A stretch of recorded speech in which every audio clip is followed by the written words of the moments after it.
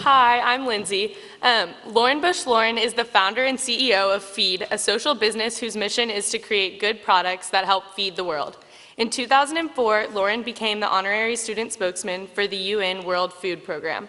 In that role, she traveled to various countries and learned about the issues of hunger and poverty firsthand. Coming back to America, Lauren was inspired to create a consumer product that would engage people in the seemingly overwhelming fight to end world hunger. In 2005, she conceptualized the idea for Feed by designing the initial Feed One bag, which, when purchased, feeds one child in school for 1 year. In 2007, Feed was founded.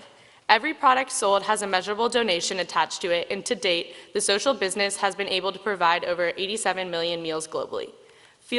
Feed has also supported nutrition programs around the world, providing over 3.6 million children with vitamin A supplements through the WFP and the U.S. Fund for UNICEF. Lauren is also chairman of the board of Feed Foundation, a nonprofit organization that supports programs and organizations that are effectively working to fight hunger and eliminate malnutrition throughout the world. Lauren has received many awards for her work with Feed, some of which include the 2010 Accessories Council Humanitarian Award, the 2010 Stevie Award for Best Nonprofit Executive, and the 2011 Fashion Group International Humanitarian Award, and the 2013 Women in Communications Award. Lauren also routinely speaks at global conferences that focus on business, philanthropy, and the issues of hunger and poverty. Lauren grew up in Houston, Texas, and attended Kincaid. While at Kincaid, Lauren played volleyball, basketball, soccer, and tennis, was a member of both SOC and the Spanish Club, and served on the governing council for 4 years. After high school, Lauren went on to Princeton, where she graduated in 2006 with a BA in anthropology and a certificate in photography. She currently lives in New York City, where she works on Feed and other socially conscious ventures. Please help me give a warm Kincaid welcome to Lauren Bush-Lauren.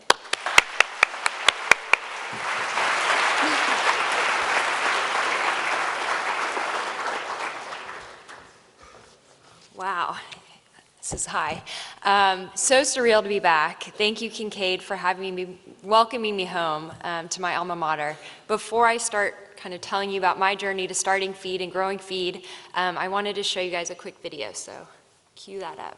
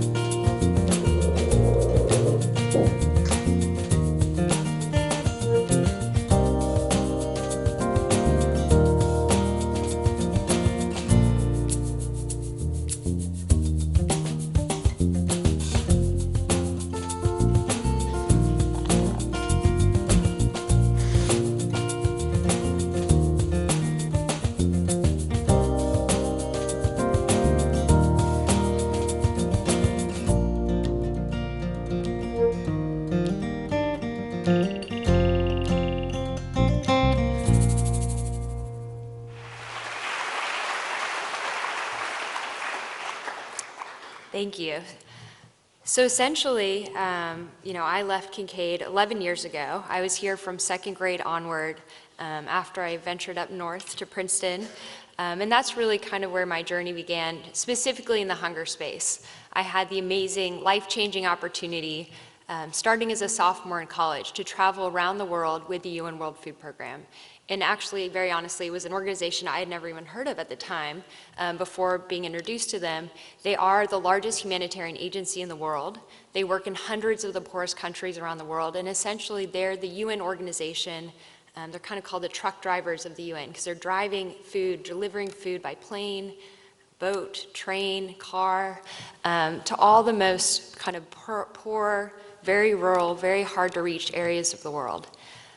So I was a sophomore at the time, very, curious about learning about the world. I was going to major in anthropology, but I didn't really know, and I knew I wanted to devote my life or my career in some way to giving back, but I didn't know how that would play out, or maybe it would be sort of on the side of what I would eventually choose to do. And that was, at that moment, I got the call from the UN, and they were looking to start a Students Fighting World Hunger campaign. And what the campaign was meant to do was engage, kids your age in college with the fight to end world hunger. Because as you saw, hunger actually affects 805 million people around the world. That's roughly 1 in 9. So actually I wanted to do a little experiment, so humor me. So if everyone here would stand if you're born from June 1st to July 4th. Get a little visual of what this looks like. So I'm in that category, so I'm standing already. So this is roughly what 1 in 9 looks like. So you can sit, thank you. And what this often is referred to is the birth lottery. Essentially, literally just because of where you're born, into what country, into what community, into what family, you could be born into a life where you don't know, where your next meal is coming from, where you literally have to struggle every day for kind of the most basic human needs, such as food, shelter, clean water. And this is just shocking. So I had heard these sort of overwhelming statistics, but really it became very real for me as I started to travel with the World Food Program, again, starting as a sophomore in college, to areas in Latin America, Africa, Asia. My very first trip was to Guatemala. And for me, I thought, hunger exists, sure, in sub-Saharan Africa, far, far away. And Guatemala, is a very short flight from where I was. And we landed, and the very first stop of my very first trip, they took me to what's called a therapeutic feeding center. And there, I was ushered into kind of a room where kids were all seated at tables, and they were getting their lunch. And these kids were kind of listless, very fatigued looking, not engaged at all. Many couldn't even feed themselves, although they were clearly of the age where they should be able to. So we sort of helped volunteer and help feed them for a little while. And as I was leaving, a mother came up to me and sort of put her son in my arms. And although there was, a bit of a language barrier, although Kincaid Spanish helped in that moment to communicate, this boy I could literally cradle him in my arms, but he was clearly in pain, clearly, too skinny. And what I later found out after this sort of jarring moment, he was actually 7 years old. I would have guessed he was 3 or 4. So to see, again, right up front, my very first trip, such a in-person, such a kind of jarring example of what hunger can do to a person, especially a young person who needs the vitamins, the nutrients more than ever. When you're growing and you're learning, it can not only stunt your body, but it can stunt your mind. And so this little boy, and many like him, are literally getting from birth, from the time they're children, are getting a really horrible start in life. And hopefully some can overcome it if the interventions are met. Many do come out of that therapeutic feeding center and do go on to live productive, healthy lives. But many can't, and many don't leave, which is a sad reality, but also many, really because of the mental stunting, because of the physical stunting, will never live to their full potential.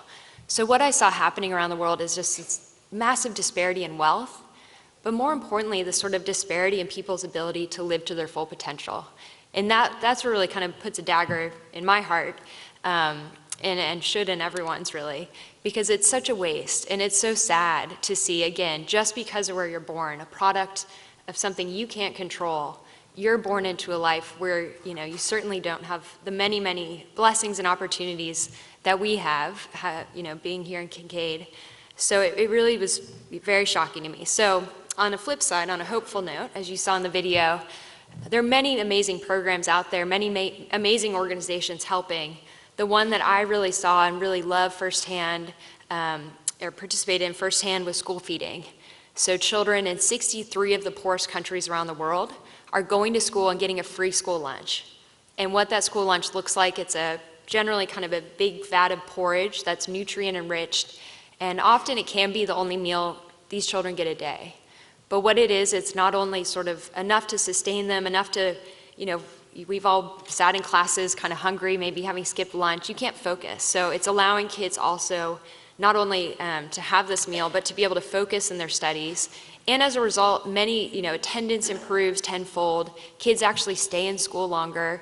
And in countries where girls' education isn't the priority, a lot of countries, they would much rather educate their boys, if anything. Parents are really incentivized to send their boys and their girls to school. So it's this amazing, life-changing program that so many millions of children around the world are really relying on. So, and the cost of that school meal is actually is about 10 cents. So it's nothing. So I would always kind of go on these trips, experience this, help in schools, and see this like hopeful, amazing program happening. And I would come back to life in America, normal college life, and you kind of start having this reverse shock in a way. Going into a bountiful grocery store kind of blows your mind after a lot of these trips. But even going into a Starbucks and buying your, chai latte or whatever you get, you kind of start doing that math of like, gosh, this one latte could have given 40 meals, could have given 50 meals. And it started to drive me a little crazy. I felt very frustrated that I was having this inspiring, kind of eye-opening experience, but I didn't know what to do about it. It wasn't enough for me to go on trips, to take pictures, to talk about it.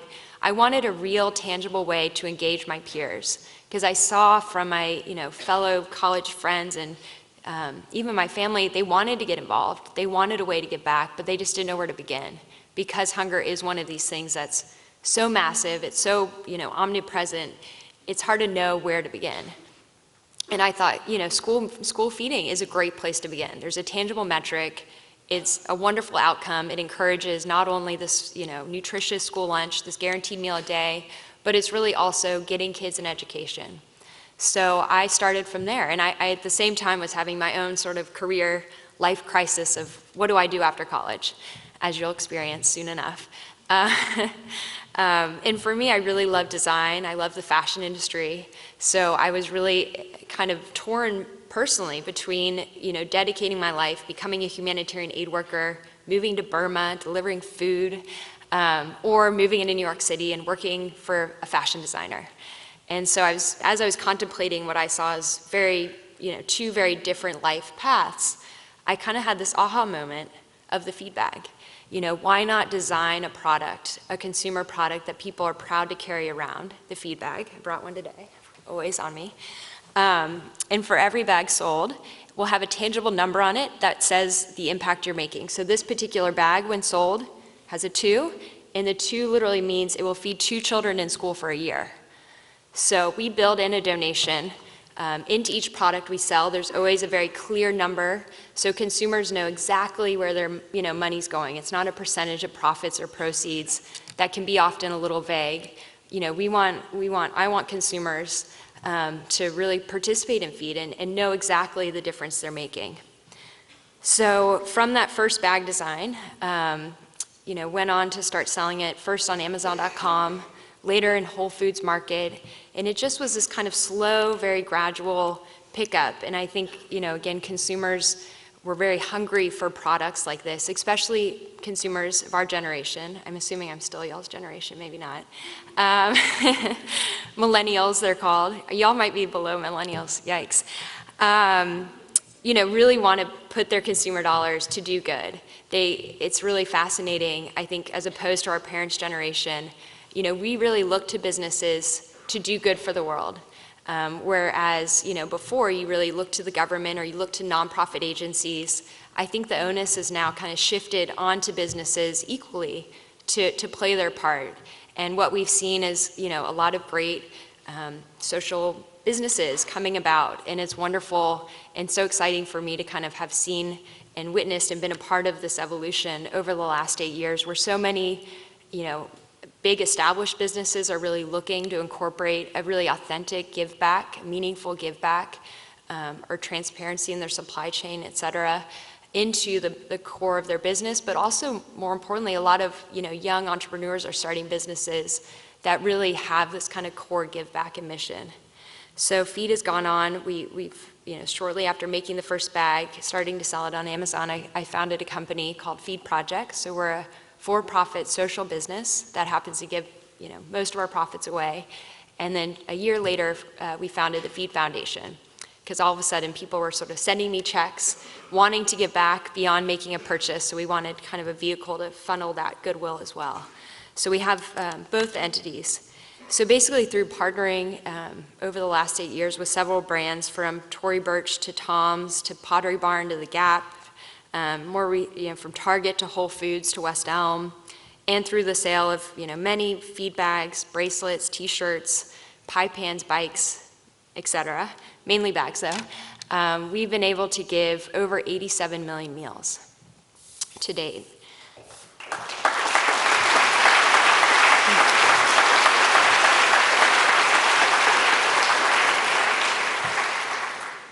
So, I really want to challenge you guys to do a few things. I would say first, be a conscious consumer.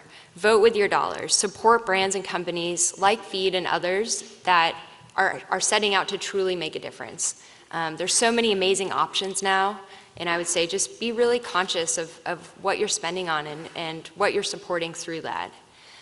Second, I would encourage you all to find a cause that really resonates with you and dig in. I mean, not only is it extremely meaningful and has given such purpose to my life, but by dedicating your individual passion, your talent, your resources, which everyone has, that unique thing to offer, but do it in support of a cause, you will be amazed by how many mountains you can move, and how many people will kind of come out of the woodwork to support you.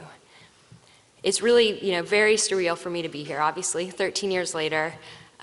This would have terrified me, just to be honest, to stand in front of you all at the assembly. I sort of, it's funny, we've come a long way. But wondering, where you're gonna go to college and what you wanna do with your life, where you're gonna end up living, who you're gonna marry. All these questions kind of lie ahead of you. And I think, this might sound like an old lady, but I really see, you guys, you're such a blank slate of paper. And although Kincaid has given you all these amazing skills and will really set you up for an amazing start in life, don't be worried about that. College is really quite easy compared to Kincaid, even at Princeton. But don't take this blank sheet of paper for granted. Be really thoughtful, be really purposeful with all the major life decisions that lay ahead of you. And please consider, obviously, dedicating a piece of that paper, if not the whole thing, in the service of others. So that's all I want to say. Thank you.